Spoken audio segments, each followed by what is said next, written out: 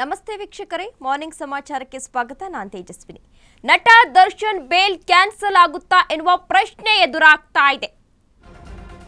ನಟ Darshan bail cancel ಆಗುತ್ತಾ ಎನ್ನುವ ಪ್ರಶ್ನೆ ಎದುರಾಗ್ತಾ ಇದೆ. ಮತ್ತೆ ಬಳ್ಳಾರಿ ಜೈಲು ಸೇರ್ಬೇಕಾ ನಟ ದರ್ಶನ್ ರವರು ಎನ್ನುವ ಪ್ರಶ್ನೆ ಎದುರಾಗ್ತಾ ಇದೆ. ಆಪರೇಷನ್ ತಯಾರಿಯಲ್ಲಿರೋ ಶಾಸ್ತ್ರಿಗೆ ಇದೀಗ ಟೆನ್ಷನ್ ಶುರುವಾಗಿದೆ. ಇಂದು ಸುಪ್ರೀಂ ಕೋರ್ಟ್ನಲ್ಲಿ ಬೇಲ್ ಅರ್ಜಿ ವಿಚಾರಣೆ ಕೂಡ ಇವತ್ತು ನಡೆಯಲಿದೆ. ಹೈಕೋರ್ಟ್ ಆದೇಶಕ್ಕೆ ತಡೆಯೋ ರದ್ದೋ ಎನ್ನುವ ಪ್ರಶ್ನೆ ಕೂಡ ಇಲ್ಲಿ ಎದುರಾಗ್ತಾ ಇದೆ. ನಟ ದರ್ಶನ್ ಬೇಲ್ ಕ್ಯಾನ್ಸಲ್ ಆಗುತ್ತಾ ಎನ್ನುವ ಪ್ರಶ್ನೆ ಇದೀಗ ಎದುರಾಗ್ತಾ ಇದೆ. ಏನು ಪವಿತ್ರ ಗೌಡಗೆ ಅಶ್ಲೀಲ ಮೆಸೇಜ್ ಅನ್ನ ಕಳುಹಿಸಿದ್ದ ಎಂಬ ವಿಚಾರಕ್ಕೆ ಸಂಬಂಧಪಟ್ಟಂತೆ ಈಗಾಗಲೇ ರೇಣುಕಾ ಸ್ವಾಮಿಯನ್ನ ಹತ್ಯೆ ಮಾಡಲಾಗಿತ್ತು. ದರ್ಶನ್ ಅಂಡ್ ಗ್ಯಾಂಗ್ ಅದೇ ವಿಚಾರಕ್ಕೆ ಸಂಬಂಧಪಟ್ಟಂತೆ ಈಗಾಗಲೇ ಆರೋಪಿಗಳು ಎಲ್ಲರನ್ನ ಕೂಡ ಬಂಧಿಸಲಾಗಿತ್ತು. ನಂತರ ಬೇರೆ ಬೇರೆ ಜೈಲಿಗೆ ಶಿಫ್ಟ್ ಕೂಡ ಮಾಡಲಾಗಿತ್ತು ಆರೋಪಿಗಳನ್ನ. ಯಾಕಂದ್ರೆ ಒಂದೇ ಜೈಲಿನಲ್ಲಿ ಇದ್ರೆ ಜಗಳ ಆಡಿಕೊಳ್ಳುವ ಸಾಧ್ಯತೆ ಇರುತ್ತೆ ಎಂದು ಈಗಾಗಲೇ ಬೇರೆ ಬೇರೆ ಜೈಲಿಗೆ ಶಿಫ್ಟ್ ಮಾಡಿಕೊಳ್ಳಲಾಗಿತ್ತು. ಜೊತೆಗೆ ಪರಪ್ಪನ ಅಗ್ರಹಾರದಲ್ಲಿ ಇರಿಸಲಾಗಿತ್ತು ನಟ ದರ್ಶನ್ ರವರನ್ನ. ಅಲ್ಲಿ ಒಂದು ಫೋಟೋ ಕೂಡ ವೈರಲ್ ಆಗಿತ್ತು. ದರ್ಶನ್ಗೆ ರಾಜ್ಯಾತಿಥ್ಯವನ್ನ ನೀಡಲಾಗ್ತಾ ಇದೆ ಜೈಲಿನಲ್ಲಿ ಎನ್ನುವ ವಿಚಾರಕ್ಕೆ ಸಂಬಂಧಪಟ್ಟಂತೆ ಬೇರೆ ಜೈಲಿಗೆ ಶಿಫ್ಟ್ ಮಾಡಲಾಗಿತ್ತು. ಪವಿತ್ರ, ದರ್ಶನ್ ಸೇರಿ 7 ಮಂದಿಗೆ ಬೇಲ್ ಟೆನ್ಷನ್ ಶುರುವಾಗಿದೆ. ಹೈಕೋರ್ಟ್ ಆದೇಶವನ್ನ ಪ್ರಶ್ನಿಸಿ ಪೊಲೀಸರು ಮೇಲ್ಮನವಿಯನ್ನ ಸಲ್ಲಿಸಿದ್ರು. ಸುಪ್ರೀಂ ಕೋರ್ಟ್ನ ದ್ವಿಸದಸ್ಯ ಪೀಠದಲ್ಲಿ ವಿಚಾರಣೆ ನಡೆಯಲಿದೆ ಇವತ್ತು. ನ್ಯಾಯಮೂರ್ತಿಗಳಾದ ಪರ್ದಿವಾಲಾ ಆರ್ ಮಹದೇವನ್ ಪೀಠದಿಂದ ಡಿಸೆಂಬರ್ನಲ್ಲಿ ಡೆವಿಲ್ ಗ್ಯಾಂಗ್ಗೆ ಬೇಲನ್ನ ನೀಡಲಾಗಿತ್ತು ಹೈಕೋರ್ಟ್ನಲ್ಲಿ. ಇದೀಗ ಇವತ್ತು ಮತ್ತೆ ವಿಚಾರಣೆ ನಡೆಯಲಿದೆ. ಜನವರಿ 6ರಂದು ಮೇಲ್ಮನವಿಯನ್ನ ಸಲ್ಲಿಸಿದ್ರು ಪೊಲೀಸರು ದರ್ಶನ್ ವಿರುದ್ಧ.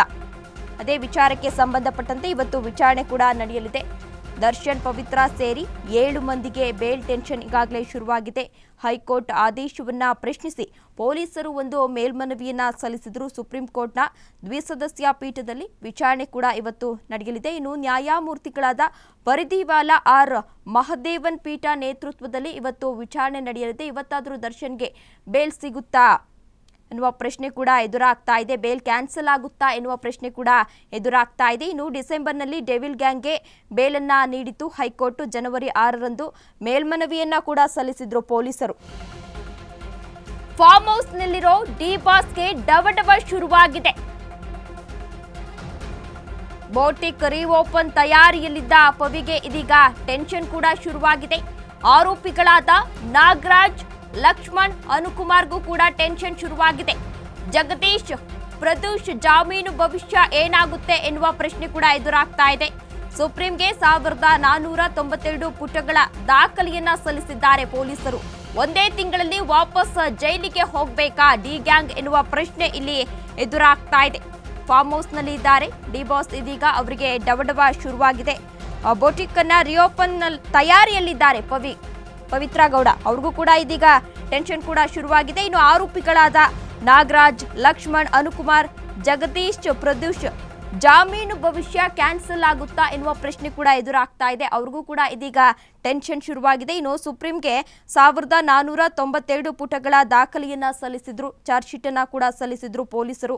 ಒಂದೇ ತಿಂಗಳಲ್ಲಿ ವಾಪಸ್ ಜೈಲಿಗೆ ಹೋಗಬೇಕಾ ಡಿ ಗ್ಯಾಂಗ್ ಎನ್ನುವ ಪ್ರಶ್ನೆ ಕೂಡ ಇದೀಗ ಎದುರಾಗ್ತಾ ಇದೆ. ಇನ್ನು ಬಳ್ಳಾರಿ ಜೈಲಿಗೆ ನಟ ದರ್ಶನ್ ರವರನ್ನ ಶಿಫ್ಟ್ ಮಾಡಲಾಗಿತ್ತು.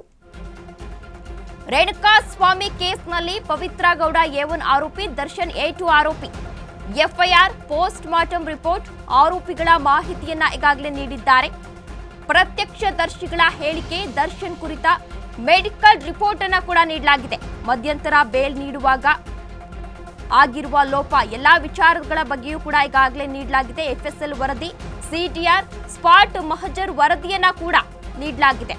ಡಿಜಿಟಲ್ ಸಾಕ್ಷ್ಯ ಎಲ್ಲವನ್ನ ಕೂಡ ವಕೀಲ ಅನಿಲ್ ನಿಶಾನಿ ಈಗಾಗಲೇ ಸಲ್ಲಿಸಿದ್ದಾರೆ ಎನ್ನುವ ಮಾಹಿತಿ ಸಿಗ್ತಾ ಇದೆ. ಇನ್ನು ರೇಣುಕಾ ಸ್ವಾಮಿ ಕೊಲೆ ಕೇಸ್ನಲ್ಲಿ ಪವಿತ್ರ ಗೌಡ A1 ಆರೋಪಿಯಾಗಿದ್ದಾರೆ. ನಟ ದರ್ಶನ್ ರವರು A2 ಆರೋಪಿಯಾಗಿದ್ದಾರೆ.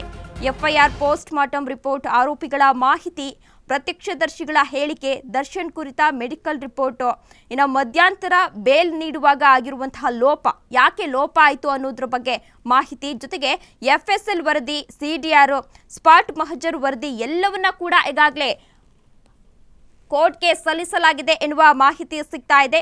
ಡಿಜಿಟಲ್ ಸಾಕ್ಷ್ಯ ಎಲ್ಲವನ್ನ ಕೂಡ ವಕೀಲ ಅನಿಲ್ ನಿಶಾನಿ ಸಲ್ಲಿಸಿದ್ದಾರೆ ಎನ್ನುವ ಮಾಹಿತಿ ಸಿಗ್ತಾ ಇದೆ.